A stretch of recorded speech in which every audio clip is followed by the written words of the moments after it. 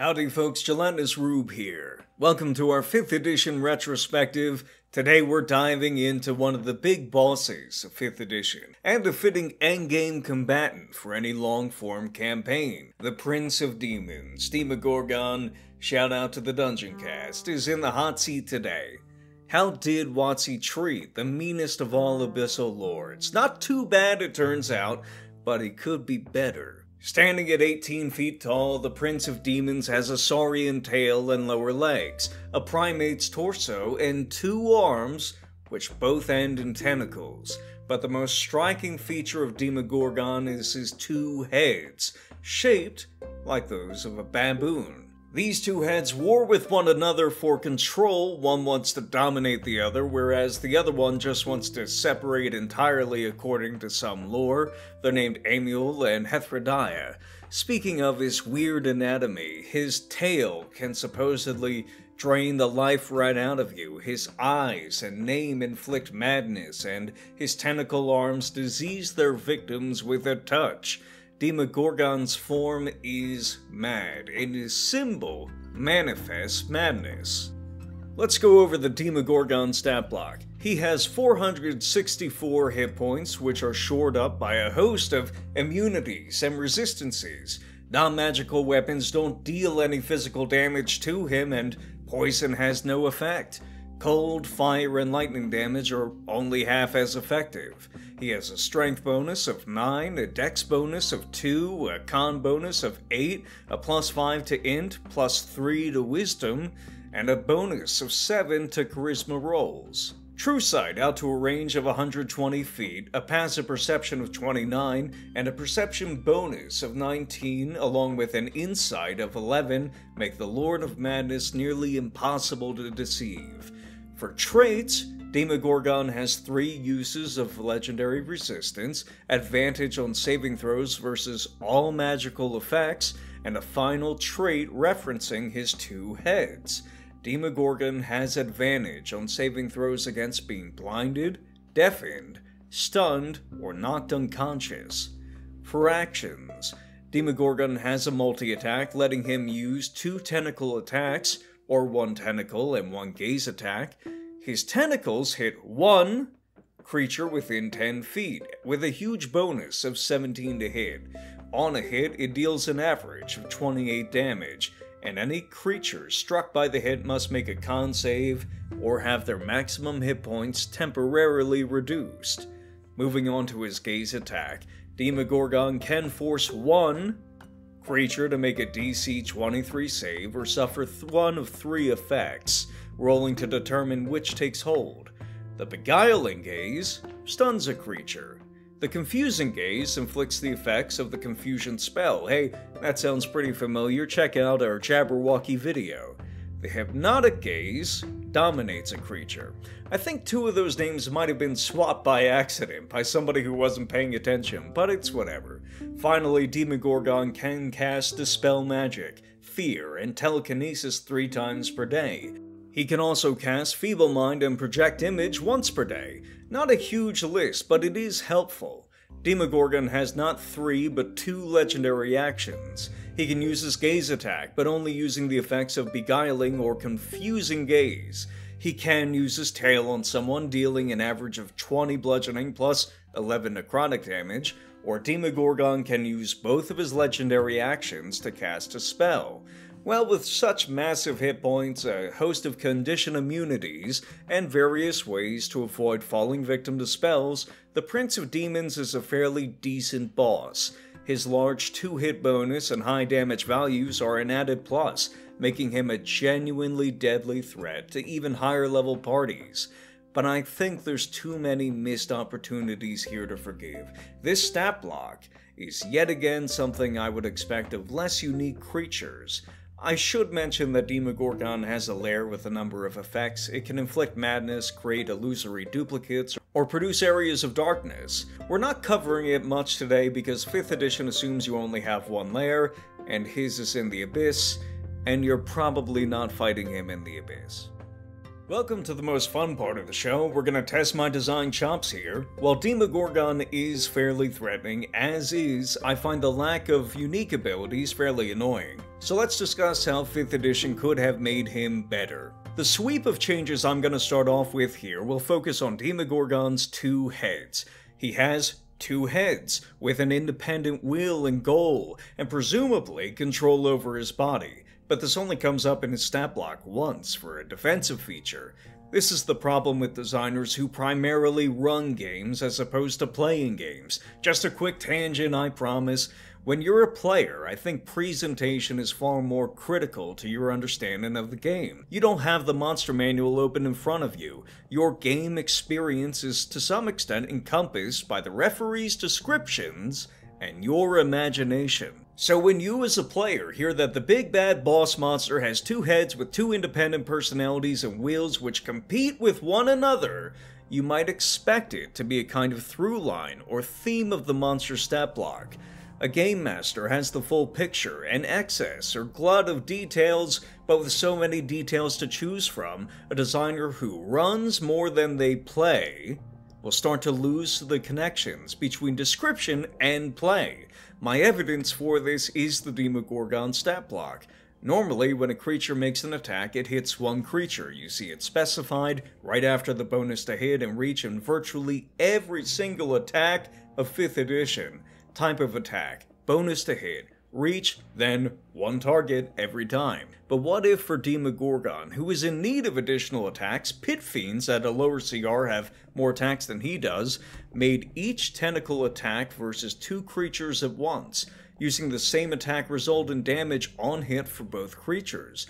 What if his gaze attack, which supposedly comes from 2 heads, worked on 2 creatures? What if when Demogorgon casts a spell that targets only one creature, which is generally bad for a monster to do, it's usually a pretty ineffective use of their action economy, it targeted 2 creatures instead, like twinning a spell if you're a sorcerer? This kind of design takes the theme of a given monster and uses it to breathe life into the stat block.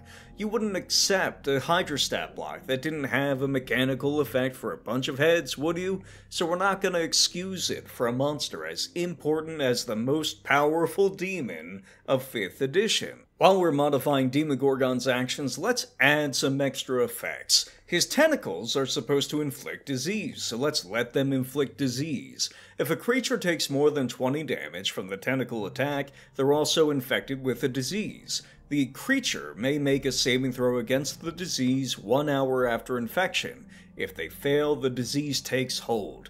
Demogorgon is someone you'll face multiple days in a row probably, and he has no problem tormenting you on your way to his lair. His tail is supposed to drain life, and I think the game believes that necrotic damage represents that, but let's take it a step further. Let's give Demogorgon hit points equal to the necrotic damage dealt.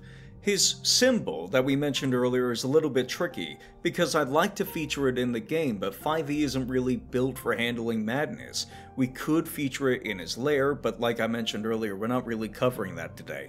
I also just realized that I mentioned that Demogorgon would fight you multiple times on the way to his lair, and I've now said also twice that you're probably not going to be fighting him in his lair. I'm just going to take the L on that one. You could laugh at me for it. We're getting rid of legendary resistance when we start addressing traits, and replacing it with a feature later down the line. We can keep magic resistance, or we can give Demogorgon total immunity to all spells below a certain level. I would make the immunity probably about 3rd level. Some monsters have it higher, but Demogorgon is going to get a special action that makes magic more dangerous to use against him, but again, it's later down the line. Finally, the 2 heads trait. It's cool that Demogorgon has advantage on all of these saves, but we're gonna add something different, something more tactical and mechanical. We're gonna say when Demogorgon is blinded, stunned, or knocked unconscious, it only applies to 1 head, ending early at the beginning of his next turn. If 1 head is incapacitated or blinded, Demogorgon can only target 1 creature with an attack, spell, or ability, rather than 2. We'll do a language pass later on to clarify exactly what we meant, but we're not done yet. Let's add another line.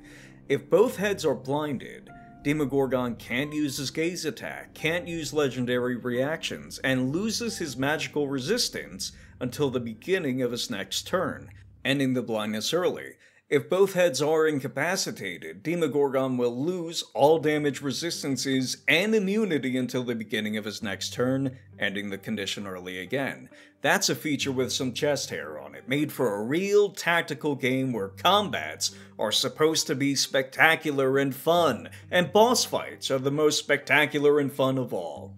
Finally, we're going to add a little trait called Psychobabble. I actually forgot to include it in my little script here, but I remember entering this as a comment on the Dungeon Cast episode on Demogorgon. I called it Psychobabble. It was triggered whenever Demogorgon knocked a creature unconscious. The two heads would start arguing back and forth about whether or not to kill the creature, and this would cause psychic damage to any creature within either 30 or 60 feet, I think I said. This could potentially knock somebody else unconscious, and could potentially proc the damage again. That's another feature with some chest hair on it. While we're enjoying all of our fun nonsense, let's add some unique conditions for defeating Demogorgon. For presentation's sake, I would list these in a separate text block. It's not super relevant until Demogorgon's hit points are reduced to 0.